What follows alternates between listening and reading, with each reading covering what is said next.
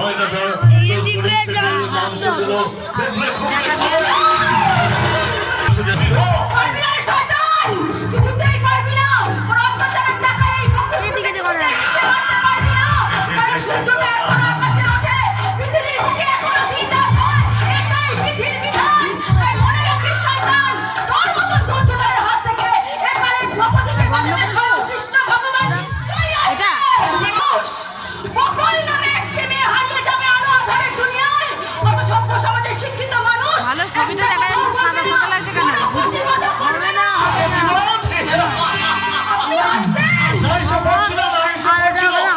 আমার ফাঁদে আটকে পড়েছিস। এই ফাঁদ কেটে তুই কোনোদিন বেরোতে পারবি না। তাই চল।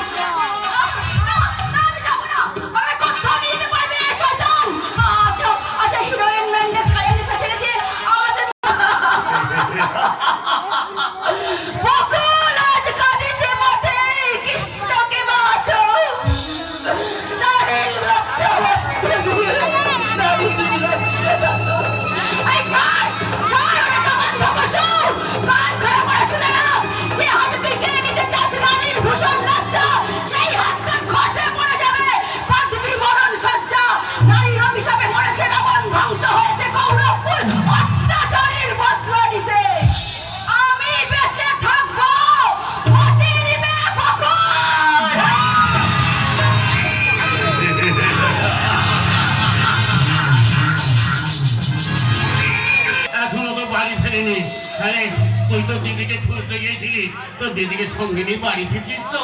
পেয়েছিস তাকে? দিদির কথা তুমি আমাকে জিজ্ঞাসা করছো বাবা? ও তার মানে তো দিদি আজও বাড়ি ফিরেনি, তাই না? বাহ,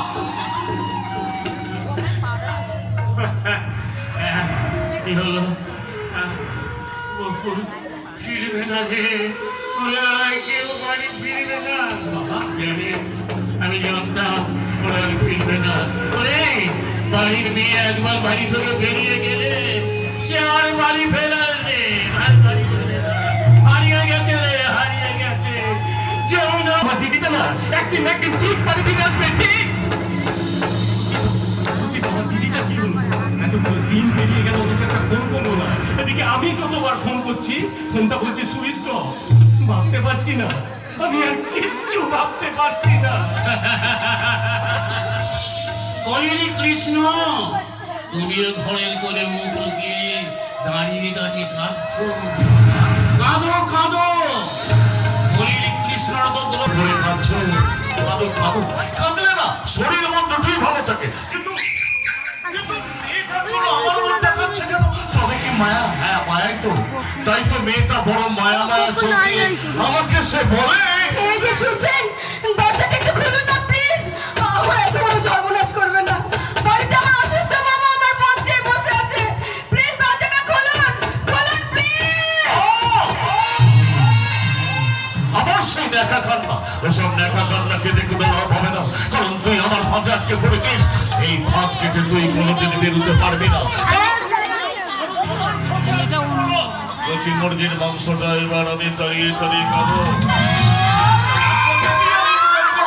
অনেক অনেক টাকা।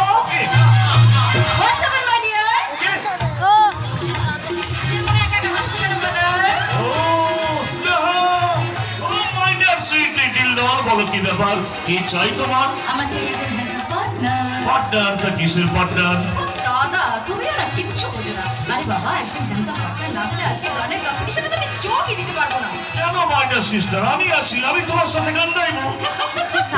এই দেখো আবার হাসে, হাসছিস কেন? হ্যাঁ আমি এইটা তুই ঠিক কথা বলেছিস, কিন্তু মাইনার সিস্টার গানের কম্পিটিশনে কোন গানটা করে দেবো বলে তুমি চুপ করেছো, সেটা তুমি আমাকে একবার শোনাও তো।